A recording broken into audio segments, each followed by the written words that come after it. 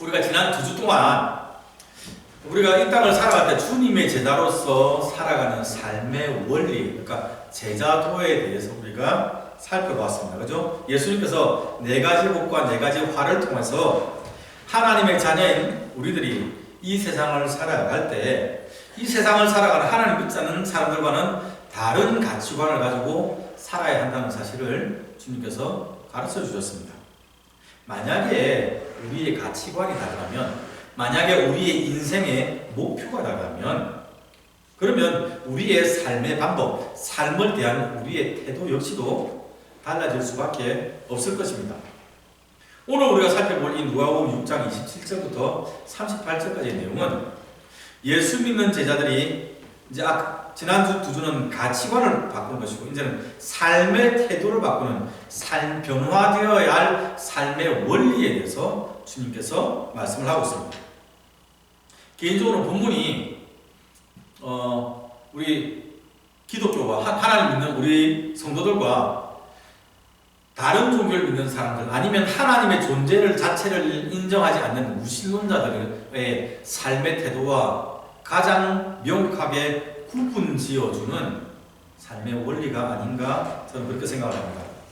바로 원수를 사랑하라는 말씀입니다. 27절과 28절 말씀입니다. 그러나 너희 듣는 자에게 내가 이르노니 너희 원수를 사랑하며 너희를 미워하는 자를 선대하며 너희를 저주한 자를 위하여 축복하며 너희를 모욕하는 자를 위하여 기도하라.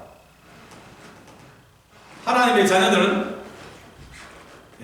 원수까지도 사랑해야 된다고 주님께서 말씀을 하고 계신 겁니다. 아멘이십니까? 예.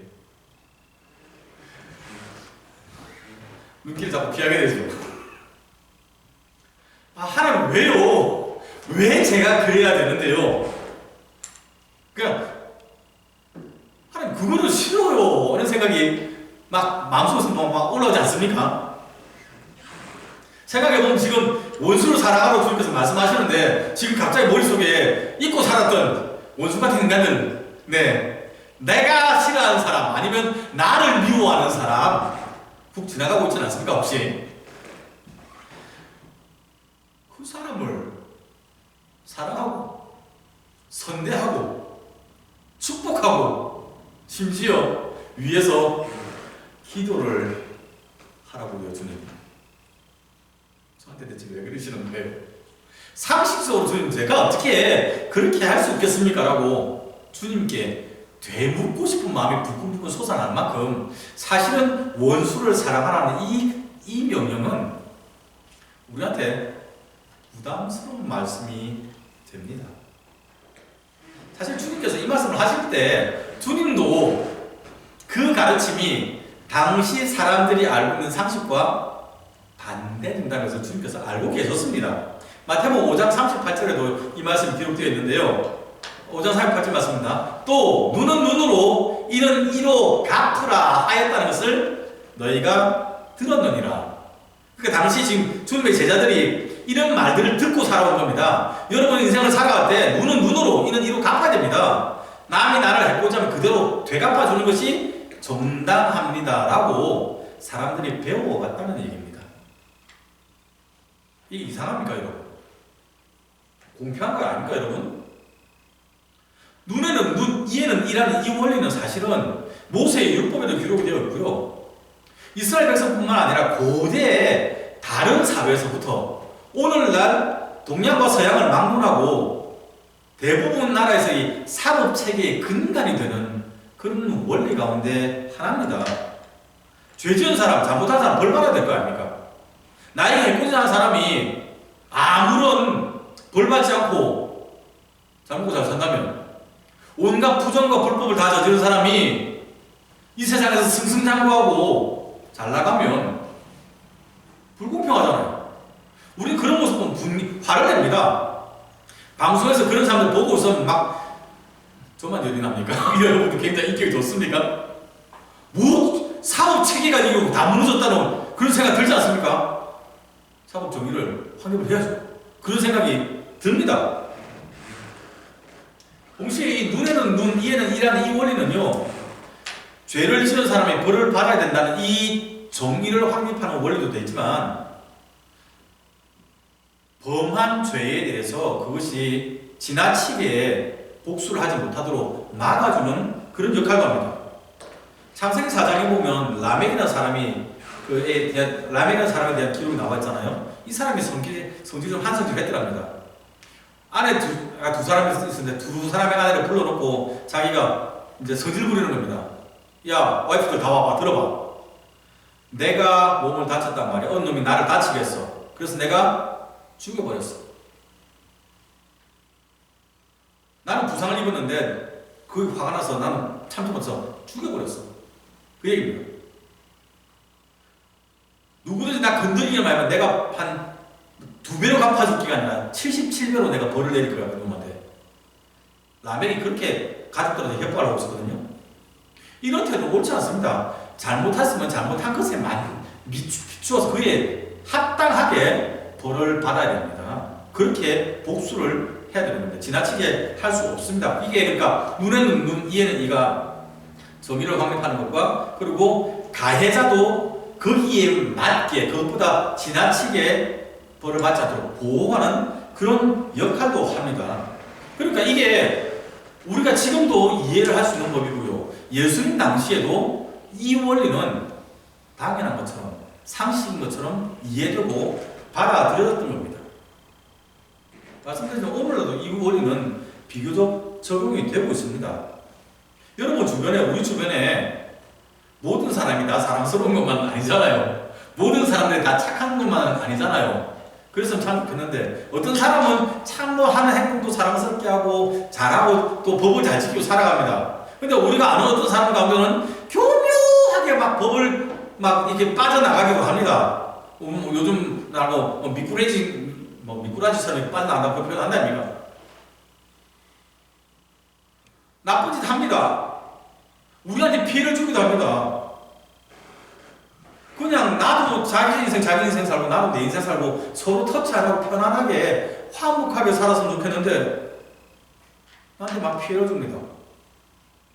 불의를 행한 사람, 불의한 사람, 불합리한 사람들 우리가 살아갈 때 그들과 우리가 한 공간에 살아가는 게 오늘 같은 우리 현실인데 이런 상황에서라면 눈에는 눈, 이에는 이 아니면 뒤에 주님께서 말씀하신 것처럼 내 이웃을 사랑하고 내 동료를 사랑하고 내 원수를 미워하는 것이 우리 자신을 보호할 수 있는 최소한의 안전장치라고 우리는 말을 할 수도 있을 겁니다. 그런데 주님은 이런 상식적이고 이런 합리적이고 이런 타당한 삶의 원리와 반대되는 충격적인 제안을 하고 계신 겁니다. 그러나 너희가 그런 말 들었다. 그것이 상식인 줄 알고 있다. 그러나 나는 너희에게 말하노니 원수를 사랑하며 너희를 미워하는 자를 선대하며 그들을 축복하고 그들을 위해서 기도하라. 주님께서 말씀하셨습니다. 자, 그러면 이제 우리가 고민해 봐야 됩니다. 왜 사랑 많으신 주님, 긍휼 많으신 주님은 이런 말도 안 되는 비상식적이고 비합리적이고 우리가 받아들이기 불편한 이런 것을 요구하셨을까요? 왜 제자들에게 너희는 이런 식으로 이 땅을 살아가라고 주님은 말씀을 하셨을까요? 고민해 보셔야 됩니다. 왜? 29절 이후에는요, 주님께서 이렇게 26절과 27절에서 주님께서 이런 원리를 말씀하신 다음에 27절과 28절에서 29절부터는 이 원리를 어떻게 구체적으로 실천할지를 예를 들어서 설명하셨습니다. 너의 이 뺨을 치는 자에게 저 뺨도 돌려대며 내 겉옷을 빼는 자에게 속옷도 거절하지 말아라. 점점 들으면 들을수록 말도 안 되는 소리 아닙니까? 여기를 한 대 치면요, 우리 같이 때려줘야 될 거 아닙니까? 근데 이 뺨을 돌려대랍니다. 겉옷을 달라는데 속옷까지 같이 주랍니다. 주님께서 예를 든 이 예는요, 실제로 우리에게 해를 끼치는 사람입니다. 우리 육신을 다치게 만드는 해를 끼치기도 하고 우리 재산에 손해를 끼치는 그런 행동을 하는 사람입니다. 내 그릇을 빼앗는 자리잖아요. 남의 걸 빼앗는다는 얘기는 이 사람이 나보다 힘이 세든지 아니면 나보다 권력이 세든지 그래서 불합리하게 우리 걸 빼앗아가는 겁니다. 우리보다 그 사람이 우리보다 강한 사람일 수 있다는 얘기입니다. 힘이 강하든지 위치가 강하든지. 그런데 주님은 우리 거를 빼앗아가는 나쁜 사람의 불합리한 그 사람을 더 챙겨주랍니다. 이 뺨도 돌려대고 속옷도 주고 줘버리고 오리를 가면 가자고 하면 신주도 가지고. 여러분 여유 있는 사람이 여유 없는 사람 도와준 거 아닙니까? 강한 사람이 약한 사람 챙겨준 건 아닙니까? 근데 주님 말씀은 우리보다 강한 사람도 우리가 배려를 해주라는 얘기입니다. 이거 마치 오늘 학생들이 별로 없어서 여러분 이해되실지 모르겠습니다. 학교에서 보면 그러면 안 되는 겁니다. 그 아이들이 힘 약한 애들한테 돈 빼는 나쁜 짓 하는 사람들 있답니까? 물론 건달 세계도 그런 사람들 있죠. 그 일진 애들이 힘 약한 애 구설에 끌고서 돈 다 내놔 이래서 나오면 10원에 한 대 이렇게 하면서 돈 빼앗는다 아닙니까? 그리고 돈 다 빼앗아 가는데 이 돈 뺏긴 이 아이가 잠시만 기다려봐 하더니 갑자기 옷을 막 두손두손 하더니 뒤에서 숨겨놨던 비상금에서 여기 있네 이것도 들고 가. 말이 됩니까 여러분? 우리의 그릇을 빼앗는 사람 우리한테 요구하는 게 부탁하면 난 나 좀 도와주세요 하는 게 아니라 빼앗아가는 사람 그 사람한테 이것도 들고 가. 정말 말 안 되는 소리 아닙니까? 여러분 신앙이 좋아서 지금까지 이 본문을 읽으면서 나 이렇게 살 수 있어 이렇게 받아들여 오셨습니까? 주님의 제자들에게 주님께서 말씀하시는 거잖아요. 주님의 제자의 신분이 바뀌었습니다. 그럼 여러분 주님의 제자가 되고 나면 최소한 우리한테 이익이 있어야 될 거 아닙니까?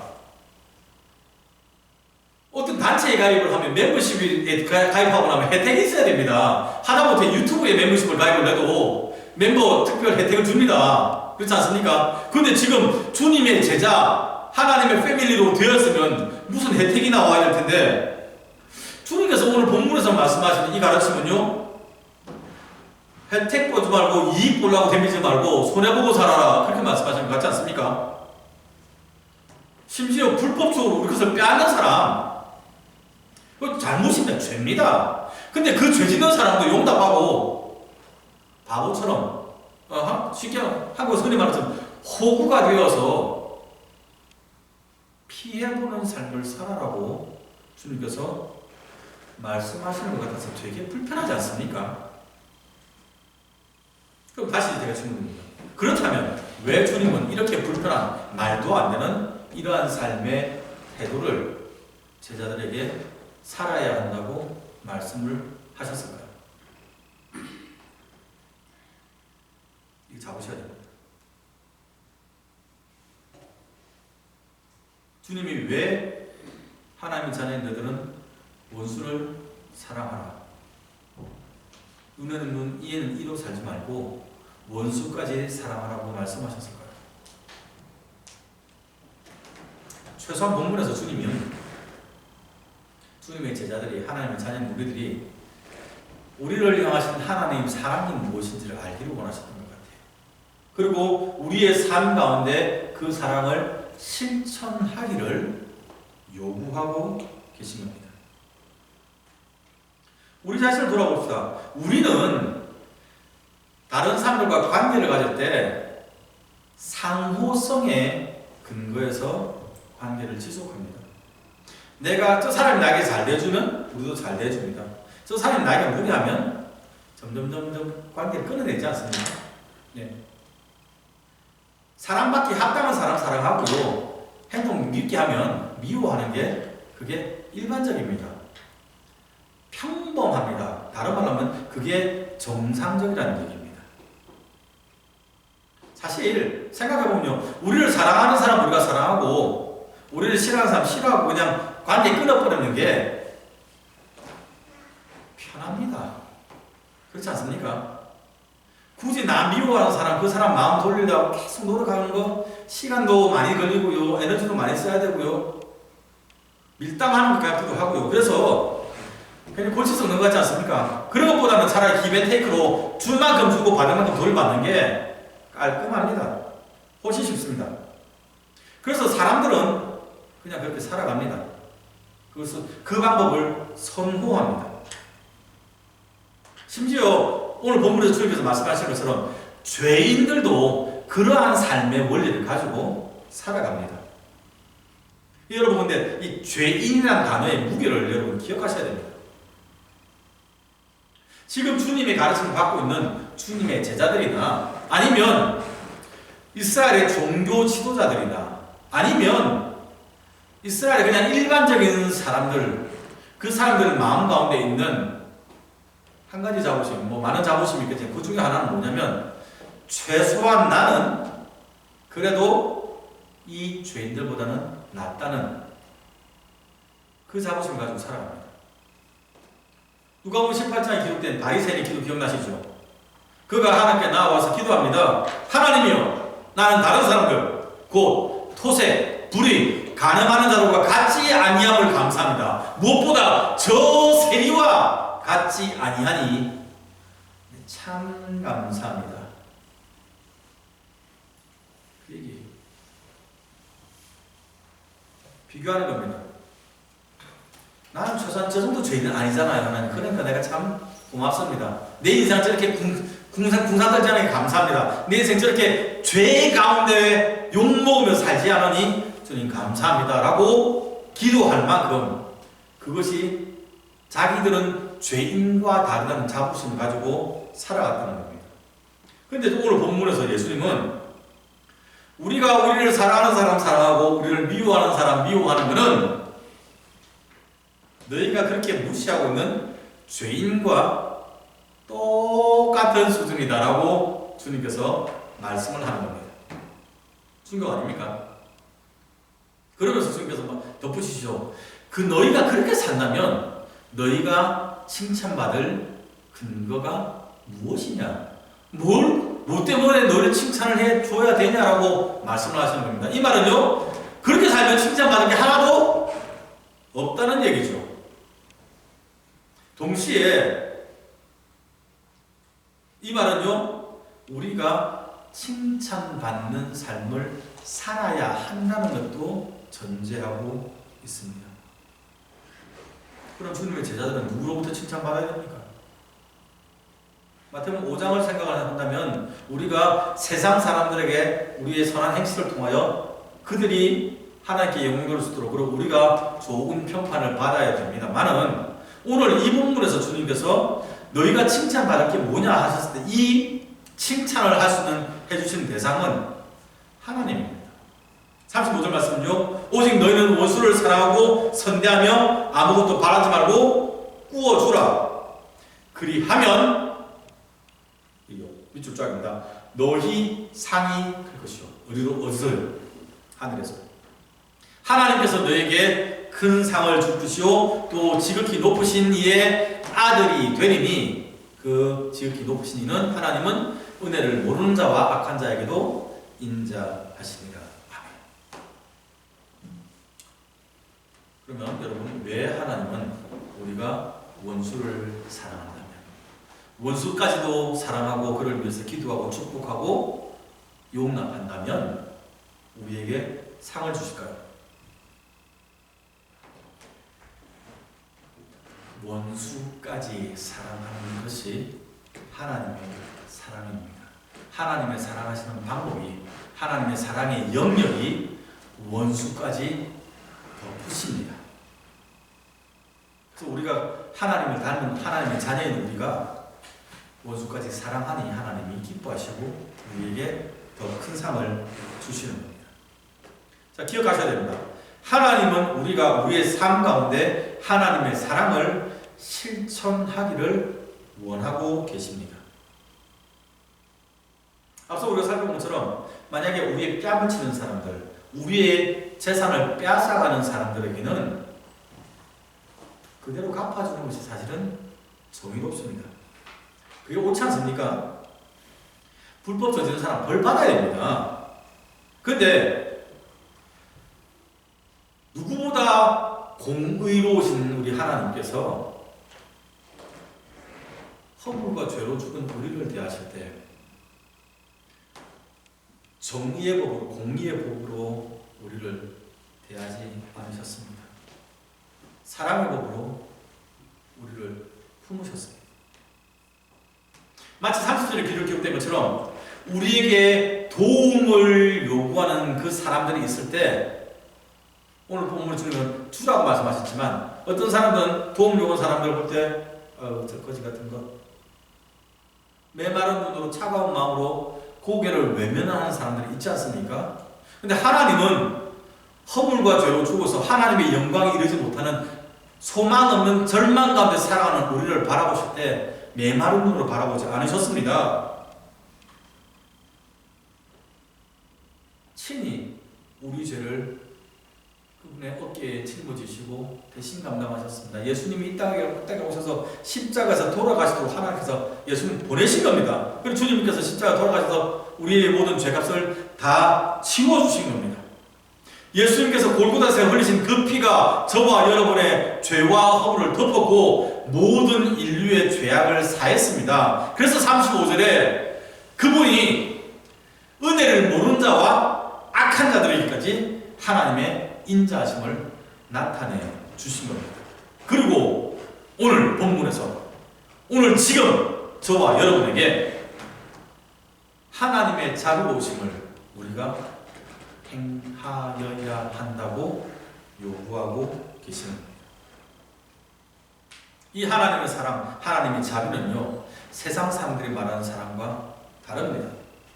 세상 사람들이 하는 사랑, 그거는 조건부적인 사랑입니다. 네. 그 사람들이 편애하고 선호하고 익숙해하는 정의나 공평의 원리와도 다른 원리입니다. 우리를 사랑하지 않고, 우리를 용납하지 않고, 우리를 대접하지 않는 사람들에게 우리가 친절하고 용납하고 자비롭고 사랑으로 대하는 것, 오래 참는 거죠. 이거 여러분 세상 사람들 관점 보실 때 바보 같은 짓 아닙니까? 손해보는 삶입니다. 근데 그것이 우리가 지극히 높으신 하나님의 아들이라는, 하나님의 자녀라는 사실을 증명하는 방법이 된다고 주님은 말씀합니다. 전 놀란드라는 신학자가 있습니다. 올리브시라는 주석 쓰셨는데요. 이분이 이 누가복음을 해석을 하면서 이 35절에 우리가 하나님의 아들이, 지극히 높으신 이의 아들이 된다는 이 의미는 원수까지 사랑하는 하나님의 자녀들의 삶을 통해서 하나님을 알지 못하는 사람들에게까지 자비로우신 하나님의 존귀하신 은혜가 흘러 넘치게 되는 것을 의미한다라고 이야기합니다. 말이 어렵죠. 쉽게 말하면 하나님을 알지 못하는 은혜를 모르는 악한 악당들에게까지도 하나님의 자녀로 말미암아 하나님의 은혜와 축복이 흘러 넘치게 된다. 그리고 우리가 하나님의 축복의 통로가 되게 된다는 그런 의미입니다. 분명히 그렇게 살아가는 게 손해입니다. 사랑하는 사람은 사랑하고 미워하는 사람은 미워하는 게 쉽고 편하고 이익입니다. 그게 정당합니다.